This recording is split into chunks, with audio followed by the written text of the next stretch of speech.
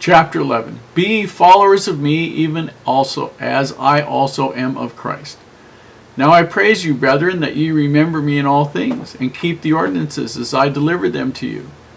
But I would have you know that the head of every man is Christ, and the head of the woman is the man, and the head of Christ is God. Every man praying or prophesying, having his head covered, dishonoureth his head.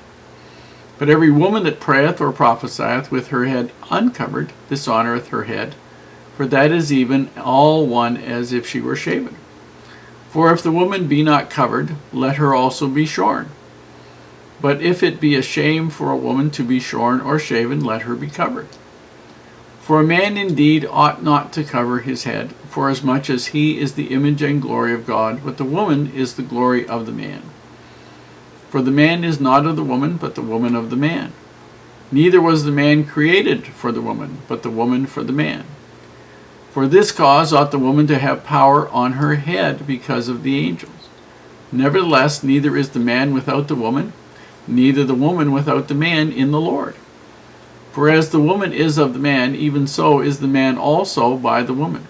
But all things of God. Judge in yourselves. Is it comely that a woman pray unto God uncovered?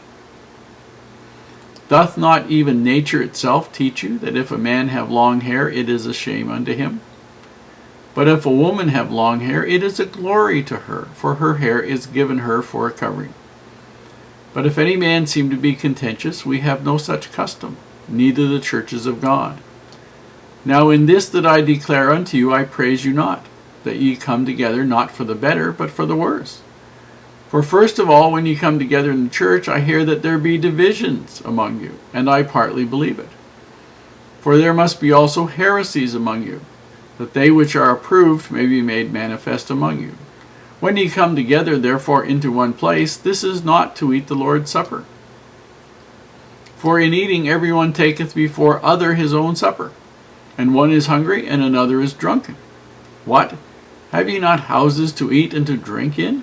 Or despise ye the church of God, and shame them that have not? What shall I say to you? Shall I praise you in this? I praise you not. For I have received of the Lord that which I also delivered unto you, that the Lord Jesus, the same night in which he was betrayed, took bread. And when he had given thanks, he brake it, and said, Take, eat, this is my body, which is broken for you. This do in remembrance of me. After the same manner also he took the cup, when he had supped, saying, This cup is the New Testament in my blood. This do ye as oft as ye drink, in remembrance of me. For as often as ye eat this bread and drink this cup, ye do show the Lord's death till he come. Wherefore whosoever shall eat this bread and drink this cup of the Lord unworthily shall be guilty of his body and blood of the Lord. But let a man examine himself, and so let him eat of that bread and drink of that cup. For he that eateth and drinketh unworthily eateth and drinketh damnation to himself, not discerning the Lord's body. For this cause many are weak and sickly among you, and many sleep. For if we would judge ourselves, we should not be judged. But when we are judged, we are chastened of the Lord, that we should not be condemned with the world. Wherefore, my brethren, when ye come together to eat, tarry one for another. And if any man hunger, let him eat at home, that ye come not together unto condemnation.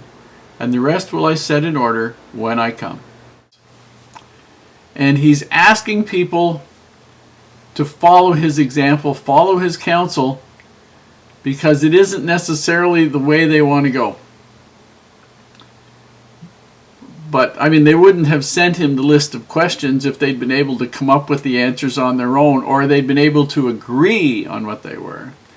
But he says in verse 1, Be followers of me, even as I also am of Christ.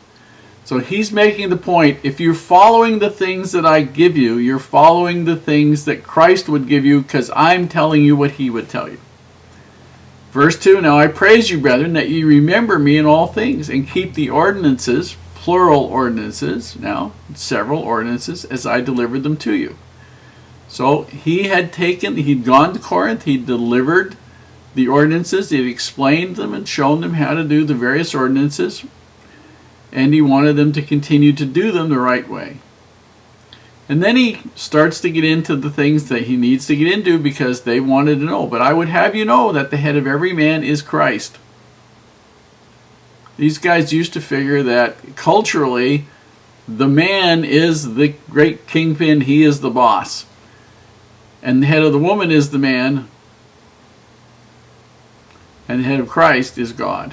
So everybody has a leader. Culturally, however, in those days and in that time, women generally were not educated. That doesn't mean they weren't smart. They were generally not considered to be particularly learned.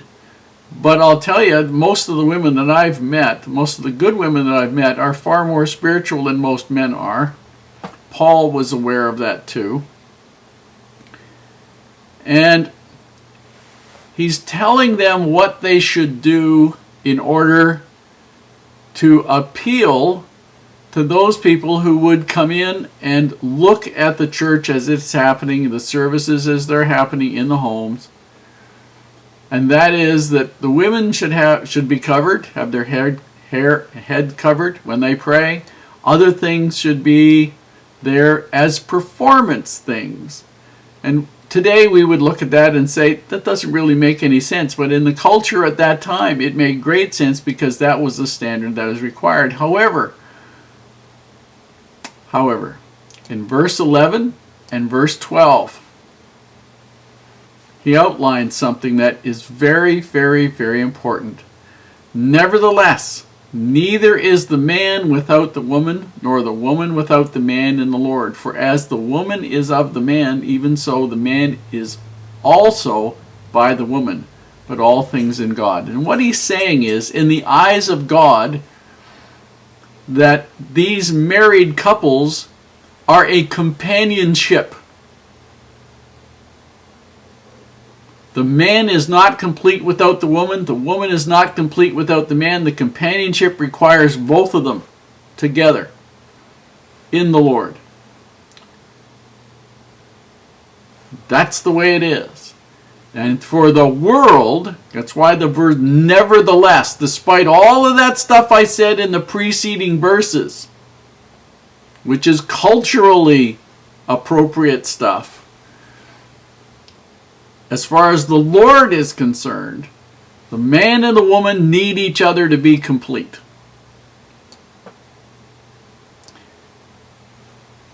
And then he has to go through some other things. And he says, but first of all, when you come together in church, I hear that there be divisions among you, and I partly believe it. When you come together, therefore, verse 20, into one place, this is not to eat the Lord's Supper. What they're doing is they're having meals. They're bringing food, bringing wine, having a sit-down party, having a potluck, whatever it is, but not really a potluck because they're not sharing. For in eating, everyone taketh before other his own supper. In other words, everybody brings his own food and he doesn't share. One is hungry because nobody shares with him because he doesn't have anything to bring from home, and another one is drunken. You are embarrassments to the Lord, friends. What? Have you not houses to eat and drink in? In other words, you don't bring this stuff to eat at the church. You come to have the Lord's Supper, which is the sacrament. Not pig out on all kinds of food. Not get drunk. That's not the Lord's Supper. The Lord's Supper is the sacrament. You eat at home. You drink at home. But the Lord's Supper is something special that we do at the church.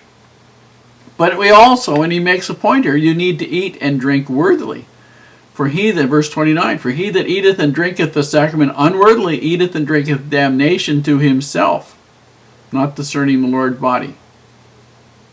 Verse 31, for if we would judge ourselves, we should not be judged. If we looked after ourselves and held ourselves accountable to the highest standards, the ones the Lord would have, then nobody else would have to judge us, including the Lord.